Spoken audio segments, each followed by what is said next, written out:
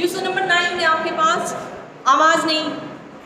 Question number 9 है, show that the vectors A B c are coplanar if and only b plus C plus A plus b are coplanar.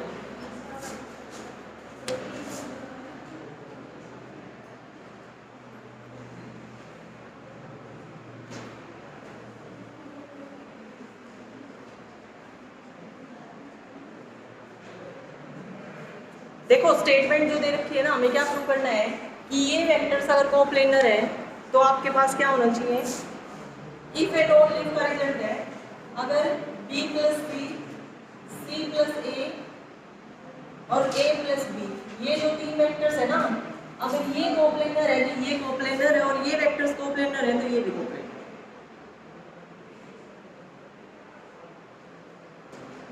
ये आपके पास question number 9, question number 9 ये आपके पास। ठीक है, तो किस तरह से करोगे बताओ। देखो एक पार्ट में आप क्या लेके चलो, एक पार्ट में लेके चलो लेट ए बी सी, ये जो वेक्टर्स है ना बी कोप्लेनर वेक्टर्स। ठीक है, अगर ये वेक्टर्स कोप्लेनर आपके पास तो क्या कंडीशन होनी चाहिए, स्केलर ट्रिपल प्रोडक्ट इन तीनों की क्या होनी चाहिए, 0। तो ये हमारे पास गिवन कंडीशन हम लेके चलेंगे। और आपको प्रूव क्या करना है इस केस में, प्रूव क्या करना है बच्चों कि ये जो वेक्टर्स है ना आपके,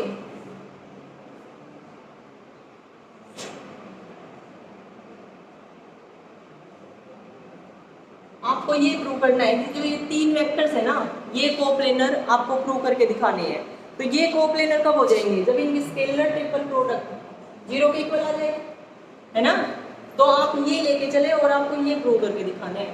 तो सबसे पहले क्या करोगे, इस स्केलर ट्रिपल प्रोडक्ट को देखोगे किसके इक्वल आता है।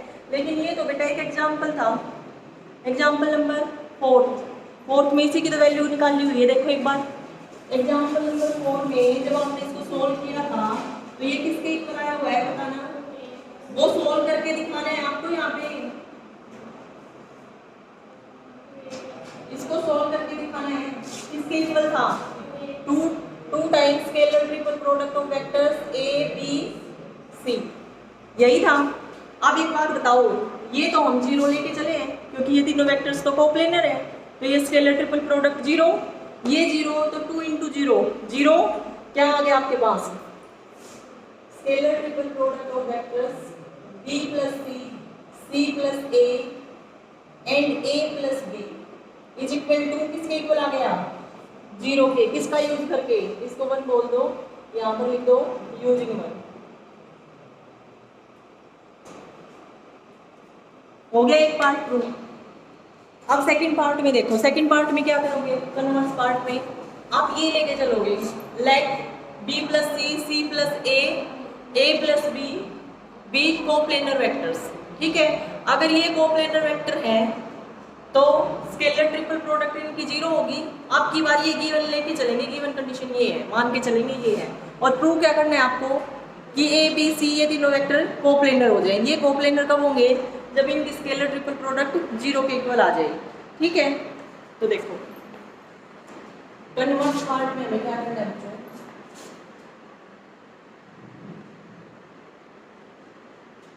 क्या मान के चले, लेफ्ट बताओ, इनको कोप्लेनर मान के चले। और अगर ये कोप्लेनर वेक्टर्स हैं तो इनकी स्केलर ट्रिपल प्रोडक्ट क्या होगी, 0। मैं डायरेक्ट लिख रही हूँ, लिख लेना let b plus C plus A and a plus b coplanar vectors. Therefore जो थ्योरम है जिसका हम यूज कर रहे हैं वो थ्योरम की स्टेटमेंट लिख देनी है आपको। और then scalar triple product b plus C plus A और a प्लस बी, इनकी जो स्केलर ट्रिपल प्रोडक्ट है वो 0 के इक्वल है ना। ये आपकी बार हम मान के चले। और प्रूव क्या करना है हमें कि ए बी सी वेक्टर्स क्या हो जाएं, कोप्लेनर। ये कोप्लेनर कब होंगे, इस पार्ट में जो हमें प्रूव करके दिखाना है ना वो ये प्रूव करना है कि ये तीनों वेक्टर्स कोप्लेनर हो जाए, मतलब इनकी स्केलर ट्रिपल प्रोडक्ट 0 के इक्वल दिखानी है। ठीक है, अब ये तो इसके इक्वल है, एग्जाम्पल नंबर 4 में कर चुके हो आप, है ना। और यहाँ से अगर ये वैल्यू 0 आ गई तो इसका मतलब 2 times scalar triple product a B c is equal to 0, है ना। लिख देते दोबारा, देखो क्या किया मैंने, ये हमने एग्जाम्पल नंबर 4 कर चुके हैं, उसमें ये इसके इक्वल आया था, तो इसी का यूज करेंगे हम। b plus C, C plus ए plus B, scalar triple product किसके इक्वल है, 2 times scalar triple product of vectors A B C. ठीक है, अब ये तो 0 हम लेके चले हैं, अगर ये 0 है तो क्या आ गया आपके पास, 2 times scalar triple product of vectors A B c is equal to 0। यहाँ से आ गया बच्चों scalar triple product of vectors A B c is equal to 0। This implies जो वेक्टर्स हैं आपके ए बी सी वो कैसे वेक्टर्स हो गए, कोप्लेनर वेक्टर्स। यही आपको प्रूव करके दिखाना था, क्वेश्चन नंबर 9 ये आ गया समझ।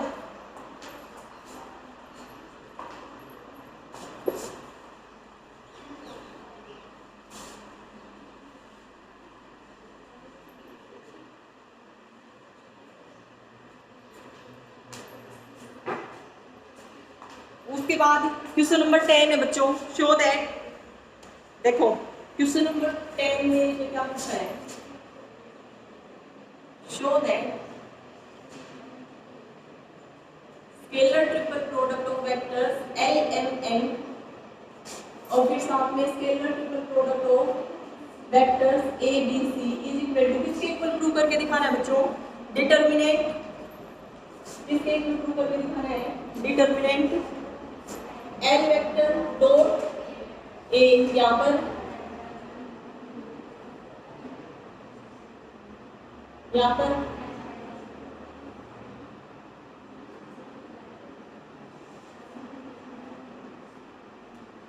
और यहाँ पर थर्ड रो में n vector dot a vector, n vector dot b vector, n vector dot c vector. ये आपको प्रूव करके दिखाना है। ठीक है, तो देखो इसको प्रूव करने के लिए हम क्या करेंगे, एक तो स्केलर ट्रिपल प्रोडक्ट को देखेंगे कि किसके इक्वल आएगी, दूसरा स्केलर ट्रिपल प्रोडक्ट को देखेंगे किसके इक्वल आएगी, और दोनों की मल्टीप्लाई कर देंगे। ठीक है, तो देखो अब जो आंसर हमें दिख रहा है वो किस फॉर्म में दिख रहा है बच्चों, डिटरमिनेंट फॉर्म में, है ना। डिटरमिनेंट फॉर्म में अगर आंसर है तो इसका क्या मतलब होगा कि डिटरमिनेंट फॉर्म में तो हम स्केलर ट्रिपल प्रोडक्ट को तो भी सोल्व कर सकते हैं। जब आपके पास क्या हो, ए वेक्टर हो, लेट ए वेक्टर क्या हो आपके पास, a1 i cap plus a2 j cap plus a3 k cap, है ना। Where i cap, j cap, k cap क्या है आपके पास, यूनिट वेक्टर्स है ना, 3 जो कि ऑर्थोनॉर्मल ट्रायड ऑफ वेक्टर्स बना रहे हैं, तीनों एक दूसरे के म्यूचुअली परपेंडिकुलर है, यही है। तभी हम determinant form of scalar triple product use कर सकते हैं, डेफिनेशन की थी हमने, है ना। तो यहाँ से हमने ए को इसी फॉर्म में लिख लिया, लिख सकते हैं। बी को भी ऐसे ही ले लेंगे, क्या लिखें बी को, let b is equal to b1 i cap plus b2 j cap, पता चला ना बेटा क्यों लिया है मैंने इस तरह से, b3 k कैप। फिर सी वेक्टर को भी मैंने इसी तरह से ले लिया, c1 i cap plus c2 j cap plus c3 k cap. And अब ये भी तो हमें इसी तरह से लेने पड़ेंगे, है ना, क्योंकि स्केलर ट्रिपल प्रोडक्ट को मैं डिटरमिनेंट फॉर्म में इसका आंसर देखना चाहती हूँ, और डिटरमिनेंट फॉर्म में इसका आंसर लिखने के लिए मुझे क्या करना पड़ेगा, इसी फॉर्म में होना चाहिए, L1 i cap plus L2 j cap plus L3 k cap. तो यहाँ से मैंने L वेक्टर को मान लिया L1 i cap plus L2 j cap plus L3 k cap. यहाँ से M वेक्टर को मान लिया बच्चों M1 i cap plus M2 j cap plus M3 k cap. फिर यहाँ से N वेक्टर को मान लिया हमने N1 i cap plus N2 j cap plus N3 k cap. ठीक है, अब उसके बाद देखो हमें किसकी वैल्यू पता होनी चाहिए, लेफ्ट हैंड साइड और राइट हैंड साइड दोनों इक्वल आ गई तो प्रूव हो गया, है ना। लेफ्ट हैंड साइड लेके चलते हैं। लेफ्ट हैंड साइड में हमें scalar triple product of vectors LMN इसकी वैल्यू चाहिए है डिटरमिनेंट फॉर्म में। तो हम क्या करेंगे, देखो ये निकाल लेते हैं, scalar triple product of vectors LMN, बताना किसके इक्वल आएगा, डिटरमिनेंट फॉर्म में लिख रही हूँ। तो फर्स्ट रो में आएगा बेटा जो L वेक्टर में I cap J cap K cap के कंपोनेंट्स हैं वो, यानी L1 L2 L3। फिर M में सेकंड पोजीशन पे M वेक्टर है, तो यहाँ पर M वेक्टर में जो I cap J cap K cap के जो कंपोनेंट्स हैं वो आपके पास सेकंड रो में आ जाएंगे। ऐसे ही N में जो I cap J cap K cap के जो कंपोनेंट्स हैं वो आपके थर्ड रो में लिखे जाएंगे। और इस डिटरमिनेंट को सोल्व करोगे तो आपके पास scalar triple product of vectors LMN इसकी वैल्यू आ जाएगी। ठीक है, अब उसके बाद ये वैल्यू तो आ गई मेरे पास, है ना। अब मुझे किसकी वैल्यू चाहिए, scalar triple product of vectors ABC, ये वैल्यू और निकाल लेती हूँ यहाँ से। देखो scalar triple product of vectors ABC, ये किसके इक्वल आ जाएगा बच्चों, डिटरमिनेंट फॉर्म में। फर्स्ट रो में आएगा A1 A2 A3, A1 A2 A3, second row में आ जाएगा B1 B2 B3, और थर्ड रो में आपके पास क्या आ जाएगा C1 C2 C3, ये आ गया। इन दोनों की वैल्यू आ चुकी है, दोनों की मल्टीप्लाई करनी है आपको, और ये देखना है क्या ये इसके इक्वल आ रहा है, और प्रूव करना है। शो दैट लिखा हुआ है तो इक्वल आना ही चाहिए आपको तो प्रूव करके दिखाना है कि ये इसी के इक्वल है। अब एक बात देखो बेटा, इसकी वैल्यू और देखना चाह रही हूँ मैं क्या आ रही है, ठीक है। तो लेफ्ट राइट हैंड साइड को अगर मैं देखूँ तो क्या आएगा आपके पास, देखना L dot A, L dot B, L dot C, और यहाँ पर क्या है आपके पास M dot A, M dot A, M dot B, M dot B, और यहाँ पर M डॉट C, यहाँ पर M डॉट C, ये डिटरमिनेंट। बताओ क्या है, देखो L vector dot A vector किसके इक्वल आएगा बच्चों, L vector dot A vector. मैंने आपको बताया था डायरेक्ट, है ना, कि I कैप की डॉट प्रोडक्ट I कैप के साथ होगी तो 1 आ जाएगा आपका, है ना। बाकी तो I कैप की जब J कैप के साथ और K कैप के साथ डॉट प्रोडक्ट आप करोगे तो 0 आएगा, है ना। तो मैं डायरेक्ट में बता चुकी हूँ आपको कैसे लिखना है। तो यहाँ से जब आप वैल्यू लिखोगे ना इसकी, तो इसकी क्या वैल्यू आएगी बेटा, L डॉट, देखो L1 A1 plus L2 A2 plus L3 A3, यहाँ से आएगा L1 A1 plus L2 A2 plus L3 A3। ठीक है, जिस बच्चे को ये नहीं पता हो तो पीछे वाली वीडियोस में मैंने डाल रखा है, आप देख सकते हो वहाँ से। उसके बाद M डॉट A की वैल्यू निकालनी है मुझे, तो M1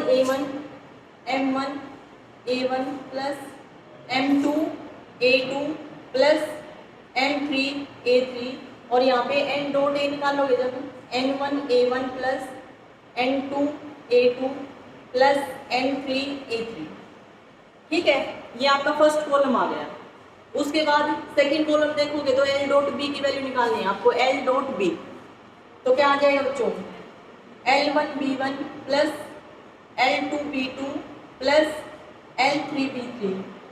यहाँ पर जब आप M डॉट B निकालोगे तो M1 B1 plus M2 B2 plus M3 B3, और फिर आप N डॉट B निकालोगे तो N1 B1 plus N2 B2 plus M3 B3। उसके बाद आपको थर्ड कॉलम लिखना है। थर्ड कॉलम में क्या है, L डॉट C जब आप निकालोगे L डॉट C तो क्या आएगा, L1 C1 plus L2 C2 plus L3 C3, ये डिटरमिनेंट है ना। यहाँ पे M डॉट C जब लिखोगे तो M1 C1 plus M2 C2 plus M3 C3। यहाँ पे N डॉट C की वैल्यू निकालोगे तो N1 C1 plus M2 C2 plus N3 C3, ये होगा बेटा। राइट हैंड साइड आपने देखी तो राइट हैंड साइड आपके पास ये आई है ना। अब लेफ्ट हैंड साइड में आपकी ये वैल्यू भी निकल चुकी है, ये वैल्यू भी निकल चुकी है। प्रॉपर्टी पढ़ गया है वहां पे, क्या प्रॉपर्टी पढ़ी है डिटरमिनेंट की, डिटरमिनेंट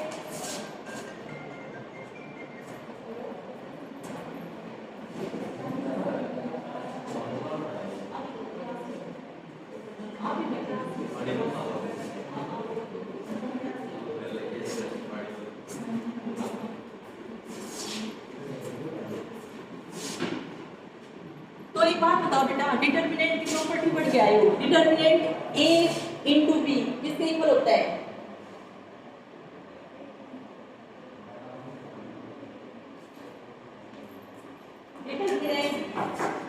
एक ए मैट्रिक्स है आपके पास, देखो यहाँ पे लिख रही हूँ, एक कोई भी ए मैट्रिक्स है आपके पास, ठीक है, ये है n क्रॉस n की, बी मैट्रिक्स भी आपके पास n क्रॉस n की है, ठीक है। आपने डिटर्मिनेंट निकाला, डिटर्मिनेंट ए बी किसके इक्वल आएगा? डिटर्मिनेंट ए डिटर्मिनेंट बी, यही होता है बेटा, 12 से पढ़ते आए, 11 12 से। इस रिजल्ट का हम यूज करेंगे अब। इस रिजल्ट का अगर आप यूज करोगे तो यहाँ पे लेफ्ट हैंड साइड में आपको क्या चाहिए? लेफ्ट साइड में आपको क्या चाहिए? Scalar triple product of vectors l m n into scalar triple product of vectors A B c किसके इक्वल लिखोगे? L1 L2 L3 M1 M2 M3 N1 N2 M3 और यहाँ पर इसकी वैल्यू पुट करोगे तो ये आएगी आपके पास डिटर्मिनेंट फर्स्ट रो में A1 A2 A3 फिर B1 B2 B3 और फिर C1 C2 C3, यही है। अब एक बार सोल्व करके देखो, देखो इसमें एक और रिजल्ट लगना है, पर एक बात बताओ, अभी तो मैंने ये रिजल्ट बताया आपको कि डिटर्मिनेंट ए बी किसके इक्वल होता है? Determinant A determinant B. अगर आपके पास ये गिवन है बेटा डिटर्मिनेंट ए डिटर्मिनेंट बी, तो उसको आप ऐसे भी तो लिख सकते हो डिटर्मिनेंट ए बी। तो यहाँ पर मैं क्या करूंगी, इसकी और इसकी मल्टीप्लाई कर दूंगी, है ना। यहाँ पर मैं क्या करूंगी, खड़ा होके वहां बैठ जाओ, बताओ। देखो यहाँ पर मैं उस प्रॉपर्टी का यूज कर रही हूँ बच्चों, तो यहाँ पे मैं इसकी इसके साथ मल्टीप्लाई करूंगी तो आपके पास क्या आएगा? डिटर्मिनेंट तो रहेगा ही, है ना, पर फर्स्ट रो की फर्स्ट कॉलम के एलिमेंट्स के साथ कोरस्पॉन्डिंग मल्टीप्लाई करके ऐड करेंगे, ऐसे ही होता है मल्टीप्लिकेशन मैट्रिक्स में। तो L1 A1 L1 A1 फिर L प्लस L2 B1 फिर प्लस L3 C1, ये आया, है ना। अब आप देखो एक बार, क्या ये इसका जो फर्स्ट एलिमेंट है वो A11 पोजीशन और ये इक्वल है? नहीं है, इक्वल नहीं है, तो हम एक और प्रॉपर्टी का यूज करेंगे। ये कब आता? जब आपकी L देखो A1 B1 C1 की जगह पे A1 तो ठीक है, पर B1 C1 की जगह पे क्या होना चाहिए था? A2 और A3, यही आना चाहिए था, है ना। और A2 A3 कब आता? ये B1 और C1 कब आया है? जब L2 की इससे मल्टीप्लाई हुई है L3 की इससे, और जब हमने ऐड किया है ना। तो अगर B1 C1 की जगह पे A2 C2 A2 A3 होता तो आपका आंसर आ जाता, जो आपको प्रूव करना है वो प्रूव हो जाता ना। तो आप क्या करोगे, एक और प्रॉपर्टी का यूज करोगे, आप पढ़ के आए हो बेटा क्या, कि डिटर्मिनेंट A का निकाल लो या फिर A ट्रांसपोज का निकाल लो, इक्वल होता है। तो इसी प्रॉपर्टी का हम यूज करेंगे, और यूज क्यों कर रहे हैं? क्योंकि हमें जो प्रूव करना है ना वो इस फॉर्म में करना है, इसके इक्वल प्रूव करके दिखाना है, ठीक है। तो अगर मैं इस प्रॉपर्टी का यूज करूंगी, देखो इसमें यूज नहीं कर रही मैं, इस वाली मैट्रिक्स पे यूज कर रही हूँ, ये प्रॉपर्टी है ना। अगर यहाँ पर मैं यूज करूंगी तो बताना बच्चों क्या आएगा? ये तो as it is L1 L2 L3 M1 M2 M3 N1 N2 M3, और यहाँ पर मैंने ये प्रॉपर्टी यूज कर ली, इस मैट्रिक्स का डिटर्मिनेंट निकाल लो या फिर इसके ट्रांसपोज का निकाल लो, दोनों ही सेम है। तो इसका ट्रांसपोज अगर मैं लिखूंगी तो क्या आएगा? A1 A2 A3, और यहाँ से B1 B2 B3 और फिर C1 C2 C3। ये अब क्या करो आप जब मल्टीप्लाई करोगे इस मैट्रिक्स की और इस मैट्रिक्स की, तो जो डिटर्मिनेंट आएगा ना आपके पास वो इसी के इक्वल आ जाएगा। करके देख लो, फर्स्ट रो की फर्स्ट कॉलम के एलिमेंट्स के साथ मल्टीप्लाई की कोरस्पॉन्डिंगली और ऐड किया, तो आप देखो क्या आएगा? L1 A1 plus L2 A2 plus L3 A3, यही तो है आपके पास, ठीक है। फिर आपने इसकी मल्टीप्लाई की इसके साथ, तो L1 B1 plus L2 B2 plus L3 B3, यही आया है। सिमिलरली आप देखोगे इसी के इक्वल आ जाएगा, और फिर यहाँ से क्या लिखोगे? ये तो इसके इक्वल था, या तो यहीं से डायरेक्ट लिख दो कि left hand side is equal to right hand side, क्योंकि आपने राइट हैंड साइड को थोड़ा सोल्व करके दिखा दिया। अगर नहीं भी करते तो ये रफ वर्क में जाके देख लो, है ना। और फिर यहाँ से इससे आगे ये आ गया, ये आने के बाद ये तो क्या है आपको पता है, एल डॉट ए ही तो है, जो आपको प्रूव करना था वही आ गया समझ सबको।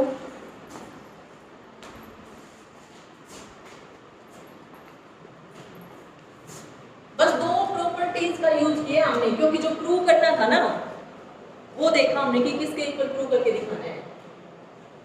उसमें डिटरमिनेंट की दो प्रॉपर्टीज का यूज किया है, एक तो determinant A B is equal to determinant A into determinant B अगर दो सेम स्क्वायर मैट्रिक्स है सेम ऑर्डर की, और सेकंड क्या यूज किया है कि determinant A is equal to determinant A transpose.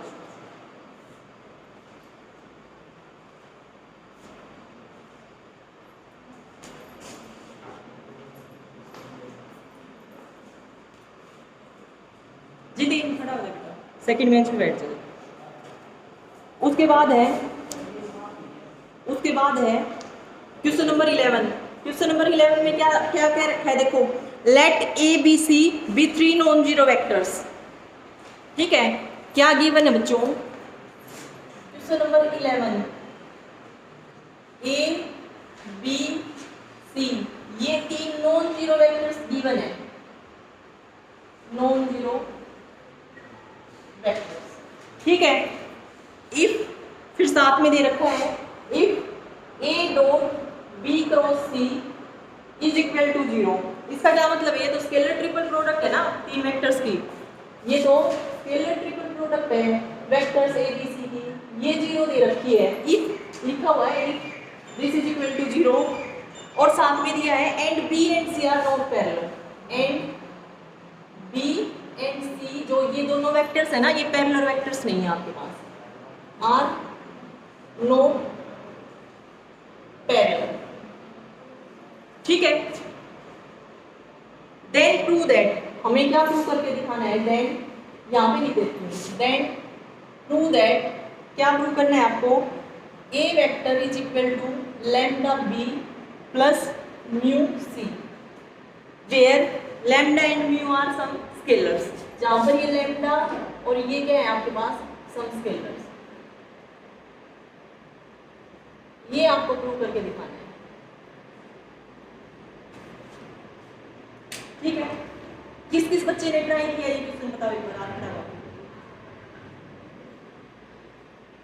देखो A B C non zero vectors given है आपके पास,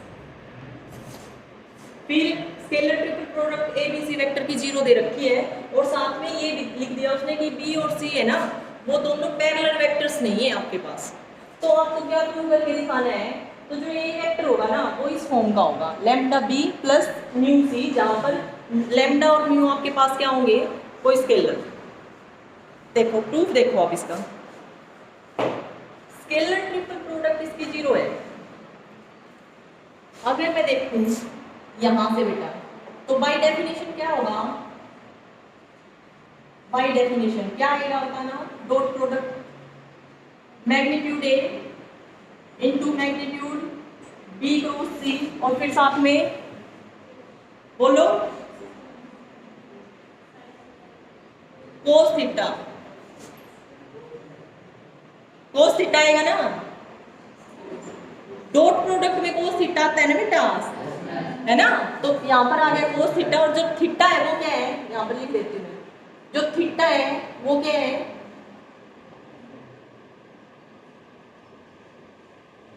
एंगल बिटवीन, किस किस के बीच का एंगल है, ए वेक्टर एंड बी क्रॉस सी। ठीक है, अब ये तो बेटा उसने 0 के इक्वल दे रखा है ना। अगर ये स्केलर ट्रिपल प्रोडक्ट 0 है तो उसने बोला है कि ये चीज होनी चाहिए आपके पास, तो ये अगर 0 के इक्वल है, यहीं पर लिख दूं दिस इज इक्वल टू 0। अब ये जो आपके पास डॉट प्रोडक्ट है, ये dot product A dot B cross C, ये 0 है, इसका क्या मतलब है, या तो आपके पास ए वेक्टर 0 है ना, कब कब हो सकता है, पॉसिबल केस क्या क्या है आपके पास, या तो ए वेक्टर जीरो हो, बट ए वेक्टर तो उसने नॉन जीरो दे रखा है, तो ये नहीं हो सकता। ये जो है ये जीरो के इक्वल है, इसका क्या मतलब है, या तो ये जीरो हो या ये जीरो हो, इसका मैग्नीट्यूड है ना, या फिर आपके पास थीटा जो है वो 90 डिग्री का हो, ताकि कोस 90 जीरो बन जाए, यही है।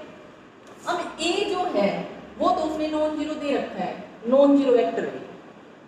फिर सेकंड पॉसिबिलिटी क्या हो सकती है हमारे पास, कि जो बी क्रॉस सी है ना वो क्या हो जाए जीरो। बट एक बात बताओ बच्चों, बी क्रॉस सी है क्या, b cross c by definition लिखोगे तो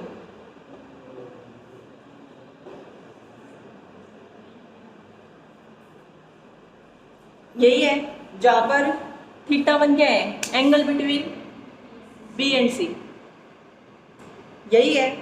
अब ये जीरो कब होगा, या तो बी जीरो हो, बट बी तो नॉन जीरो दे रखा है आपके पास, बी जो वेक्टर है वो तो नॉन जीरो है, और बी नॉन जीरो है तो इसका मैग्नीट्यूड भी नॉन जीरो है ना। बी वेक्टर अगर नॉन जीरो वेक्टर दे रखा है तो जो बी का मैग्नीट्यूड आएगा वो भी तो नॉन जीरो आएगा। यहाँ पर मैं वेक्टर लिख देती हूँ, ये भी वेक्टर, ठीक है। उसके बाद सेकंड पॉसिबिलिटी क्या हो सकती है बेटा, कि magnitude of c is equal to zero, है ना, बट सी तो नॉन जीरो वेक्टर गिवन है, नॉन जीरो वेक्टर गिवन है, सी तो नॉन जीरो गिवन है, नॉन जीरो वेक्टर, तो यहाँ से जो मैग्नीट्यूड सी का आएगा वो भी नॉन जीरो आएगा। तो ये दोनों पॉसिबिलिटी तो हो ही नहीं सकती, नहीं हो सकती। थर्ड क्या है आपके पास, कि जो एंगल है उनके बीच का या तो जीरो हो जाए या 180 हो जाए, है ना, मतलब या तो डायरेक्शन सेम हो जाए दोनों की, या अपोजिट डायरेक्शन हो जाए। अब एक बात बताओ, साथ में ये भी तो दे रखा है b and C are not parallel, है ना। नॉट पैरेलल का क्या मतलब है, दोनों के बीच का एंगल ना तो जीरो हो सकता ना 180 हो सकता, यही है।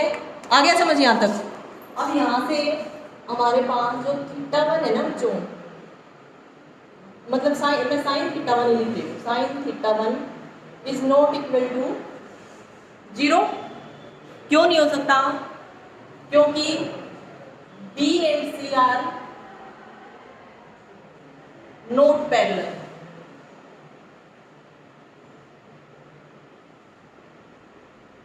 यहां तक क्लियर है सबको। इसका तो क्या मतलब हो गया कि बी क्रॉस सी तो जीरो तो भी आ सकता था जब इन तीनों में से कोई एक चीज जीरो हो जाए ना, बट ये तो हो ही नहीं सकता। तो इसका मतलब क्या हो गया, बी क्रॉस सी आपका जीरो हो ही नहीं सकता, नहीं हो सकता जीरो। अगर बी क्रॉस सी जीरो नहीं हुआ, इसका मतलब हो गया बच्चों, दिस इंप्लाइज बी क्रॉस सी जो वेक्टर है ना वो नॉन जीरो वेक्टर आ गया आपके पास। और अगर बी क्रॉस सी नॉन जीरो आ गया तो यहां से देखो, ए को तो मैंने पहले बता दिया था, अब बी क्रॉस सी भी नॉन जीरो है तो इसका मैग्नीट्यूड भी क्या आ गया, नॉन जीरो। अब ए की पॉसिबिलिटी बची, ये स्केलर ट्रिपल प्रोडक्ट उसने जीरो दे रखी है तो सिर्फ ए की पॉसिबिलिटी बची कि कोस थीटा जीरो हो आपके पास। और कोस थीटा जीरो कब होगा, जब थीटा आपके पास क्या हो 90, और थीटा 90 का क्या मतलब है कि जो वेक्टर ए है ना और बी क्रॉस सी है वो परपेंडिकुलर एक दूसरे के, उन्हीं के बीच का एंगल तो लिया है हमने। तो यहाँ से हम ये लिख देते हैं, मेरे पास ये आ गया कि cos theta is equal to zero, this implies theta is equal to 90 degree. अगर थीटा की वैल्यू 90 आ गई, दिस इंप्लाइज जो ए वेक्टर है, A and B cross C, ये क्या है आपके पास, आर परपेंडिकुलर वेक्टर्स। ये दोनों परपेंडिकुलर वेक्टर्स आ गए। अब अगर ये दोनों परपेंडिकुलर वेक्टर्स हैं तो एक बात बताओ बच्चों, बी क्रॉस सी वेक्टर क्या होता है, डेफिनेशन में बताया था मैंने आपको, क्लियर किया था। बी क्रॉस सी तो वो वेक्टर होता है, उसकी डायरेक्शन कौन सी होती है, बी क्रॉस सी की perpendicular to the plane containing vector B and C, यही था, बताया था आपको। अब मैं कह रही हूँ कि ए और बी क्रॉस सी भी परपेंडिकुलर वेक्टर है, बट बी क्रॉस सी तो उस प्लेन के परपेंडिकुलर है जिस प्लेन में बी वेक्टर और सी वेक्टर है आपके, एक प्लेन है आपका, कोई भी एक प्लेन है, जिस प्लेन में आपके, मान लिया यहाँ पे मैं ये बना देती हूँ, ये एक प्लेन है, ठीक है। इस प्लेन में बच्चों कौन कौन से वेक्टर हैं, बी और सी, डायरेक्शन कुछ भी हो आपकी, बी और सी, बस पैरेलल नहीं है दोनों। तो एक मैंने यहाँ से बी वेक्टर ले लिया, एक मैंने यहाँ से सी वेक्टर ले लिया, ये है, कहीं पर भी हो सकते हैं, ठीक है। इस प्लेन में दो वेक्टर्स हैं, तो जब आप बी क्रॉस सी निकालोगे ना, वो उसकी जो डायरेक्शन आएगी वो इस प्लेन के परपेंडिकुलर होगी, किस प्लेन के, जिस प्लेन में वेक्टर बी और सी वेक्टर, ये मैं आपको क्लियर कर चुकी हूँ पहले, ठीक है। अब इसके परपेंडिकुलर आ गया बी क्रॉस सी, और मैं यहां से कह रही हूं कि ए और बी क्रॉस सी परपेंडिकुलर है, तो इसका मतलब ए बी सी तीनों क्या हो गए, कोप्लेनर, कोप्लेनर हो गए ना ए बी सी वेक्टर। अगर ए बी सी वेक्टर तीन वेक्टर कोप्लेनर हो गए तो कोप्लेनरिटी की वो है, ये कंडीशन होती है कि ए इज इक्वल टू किसके इक्वल होगा, लैम्डा सी प्लस म्यू सी, जहां पर लैम्डा और म्यू आपके पास क्या होने चाहिए, सम स्केलर्स। हो गया, आ गया, समझ गया, दोबारा रिपीट करो, आ गया।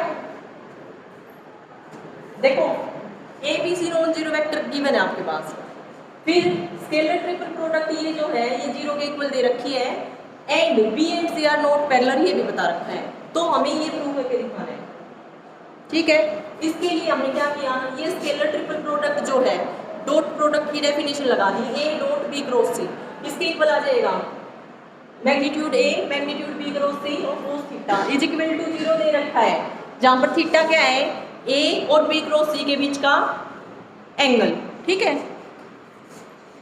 ये 0 के इक्वल है, इसका क्या मतलब है, ये 0 कब आ सकता है, या तो मैग्नीट्यूड ऑफ ए 0 या मैग्नीट्यूड ऑफ बी क्रॉस सी 0 या कोस थीटा 0। अब मैंने ये बता दिया कि मैग्नीट्यूड ऑफ ए तो 0 हो नहीं सकता, क्योंकि a non zero vector given है, ए नॉन जीरो गिवन है, तो ए का मैग्नीट्यूड 0 हो नहीं सकता, है ना। फिर बी क्रॉस सी, मैंने ये भी बता दिया कि बी क्रॉस सी का मैग्नीट्यूड भी 0 नहीं हो सकता, क्यों नहीं हो सकता, क्योंकि B cross C vector non zero दिखा दिया मैंने। नॉन जीरो कैसे दिखाया, बी क्रॉस सी देख लिया किसके इक्वल आ रहा है, इसी के इक्वल होता है। यहाँ पे देखो मैंने थीटा 1 लिखा है, क्योंकि थीटा आपने ए और बी क्रॉस सी के बीच का एंगल लिया है बच्चों, और यहाँ पर बी और सी के बीच का एंगल है, तो मैंने थीटा 1 लिया है, ठीक है। तो यहाँ से बी भी नॉन जीरो वेक्टर गिवन है, नॉन जीरो है, तो ये भी नॉन जीरो होगा मैग्नीट्यूड। सिमिलरली सी वेक्टर भी नॉन जीरो वेक्टर गिवन है, तो इसका मैग्नीट्यूड भी क्या होगा आपके पास, नॉन जीरो। फिर साइन थीटा 1, हो सकता है साइन थीटा 1 की वैल्यू 0 आ जाए, बट साइन थीटा 1 की वैल्यू 0 आएगी तो बी और सी वेक्टर पैरेलल होने चाहिए आपके पास, बट ये तो दे रखा है बी और सी नॉट पैरेलल। अगर ये पैरेलल नहीं है तो इसका मतलब साइन थीटा 1 भी 0 नहीं हो सकता, और अगर ये भी 0 नहीं हो सकता तो B cross C vector non zero ही आएगा आपके पास, 0 हो ही नहीं सकता, ठीक है। और अगर B cross C vector non zero आ गया तो इसका मैग्नीट्यूड भी क्या आएगा, non zero, magnitude non zero आ गया तो ये भी नॉन जीरो हो गया, ये मैग्नीट्यूड भी नॉन जीरो हो गया। एक ही पॉसिबिलिटी बची इस स्केलर ट्रिपल प्रोडक्ट के 0 होने की, क्या कि कोस थीटा 0 होगा, और कोस थीटा 0 कब होगा, तो थीटा 90 होगा आपका। और थीटा तो हमने क्या लिया था, ए और बी क्रॉस सी के बीच का एंगल, है ना। इसका क्या मतलब हो गया बच्चों, कि वेक्टर ए और B cross C perpendicular vectors हो गए। अगर ये परपेंडिकुलर वेक्टर्स हो गए तो बी क्रॉस सी तो आप पढ़ के आए क्रॉस प्रोडक्ट की डेफिनेशन में, क्या बी क्रॉस सी की जो डायरेक्शन होती है ना, वो डायरेक्शन होती है उस प्लेन के परपेंडिकुलर होता है ये, जिस प्लेन में आपका बी और सी लाई करता है वेक्टर। अब ये दोनों भी परपेंडिकुलर है, तो एक ही पॉसिबिलिटी बची, क्या कि ए बी सी तीनों के तीनों वेक्टर्स क्या हो जाए आपके पास, कोप्लेनर वेक्टर्स। और अगर ये कोप्लेनर वेक्टर्स हो गए तो यहाँ से आपके पास आ गया A vector is equal to lambda B plus mu C, where lambda and mu are some scalars. यही हमें प्रूव करके देना।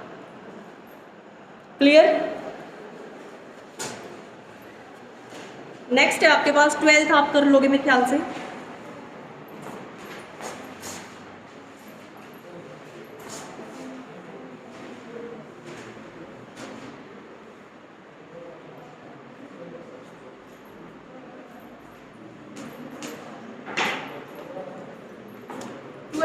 थर्टींथ कर लोगे। 13th में भी बस एक तो वॉल्यूम ऑफ टेट्राहेड्रल ये पीछे प्रूव करके दिखा रखा है ना, वही प्रूफ देना है आपको, और आगे वो वैल्यू निकाल देनी है। 4 पॉइंट दे रखे हैं, 4 पॉइंट के हेल्प से आप क्या करोगे, ओ ए पोजीशन वेक्टर क्या आएगा, जो 13 है ना बच्चों, ओ ए क्या आएगा आपके पास बताना। देखो 1 1 1 ये पॉइंट गिवन है, तो यहाँ से जब आप ये लिखोगे ना ओ ए पोजीशन वेक्टर, तो वो आपके पास आ जाएगा आई कैप प्लस जे कैप प्लस के कैप। सिमिलरली आप क्या निकालो, ओ बी वेक्टर, ओ सी और ओ डी, ठीक है। फिर आपको निकालना क्या है, देखो वॉल्यूम ऑफ द टेट्राहेड्रल, वो तो आपको पता है किसके इक्वल होता है,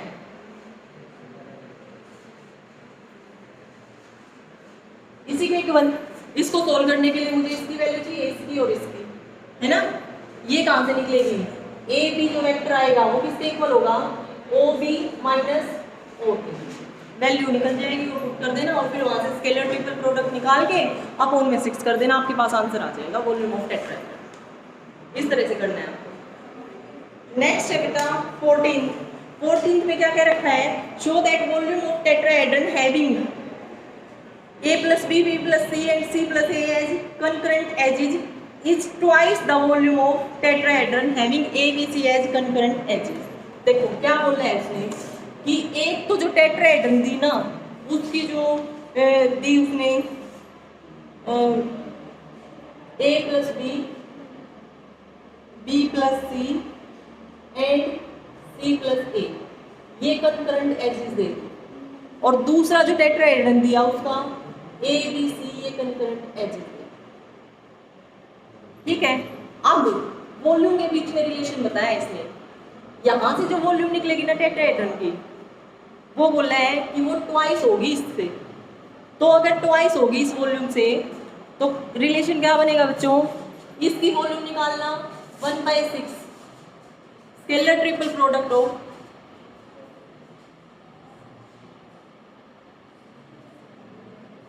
यही वॉल्यूम निकालनी। यहां से जब इस टेट्राहेड्रन की वॉल्यूम निकालोगे तो 1/6 यही आएगा, ठीक है। दोनों में ये रिलेशन दे रखा है कि ये है ना ट्वाइस है इसका ट्वाइस है, तो अगर आप इसको 2 से मल्टीप्लाई कर दोगे तो दोनों इक्वल हो जाएंगे। तो यहाँ से आपको दिखाना है ये इसके इक्वल, ये प्रूव करके दिखाना है। और ये प्रूव करके दिखाने में तो देखना 6 से 6 कैंसिल हो गया, ये तो वही नहीं आ गया। एग्जाम्पल नंबर 4, एग्जाम्पल नंबर 4 ही तो आ गया, ठीक है। उसके बाद बच्चों 15th है, 15th में क्या दे रखा है, स्केलर ट्रिपल प्रोडक्ट। देखो क्वेश्चन नंबर जो 15th है आपके पास, उसमें क्या है, scalar triple product of vectors a b plus c और d माइनस e, इसको प्रूव करके दिखाना है आपको, है ना। तो इसको प्रूव करने के लिए आप क्या करो, स्केलर ट्रिपल प्रोडक्ट को सोल्व करके देख लो, a dot b plus c cross d minus e, यही है, सोल्व कर सकते हो। a डॉट क्या आ जाएगा, b क्रॉस d, फिर प्लस, चलो देखो b क्रॉस d, फिर यहाँ से माइनस b क्रॉस e, फिर प्लस c क्रॉस d और फिर माइनस c क्रॉस e, ये आ गया, ठीक है। यहाँ से a की डॉट प्रोडक्ट करोगे इन सब के साथ तो a dot b cross d आएगा, वो स्केलर ट्रिपल प्रोडक्ट होता है a b d। फिर सिमिलरली ये टर्म्स लिख दोगे a b e, सिमिलरली ये लिख देना, यही आपको प्रूव करके देना, ठीक है। आगे वाले आपने कर लिए होंगे, 16 17 18 19 हो गए। नेक्स्ट आपके पास ये कल ही होगा बेटा, मैं आज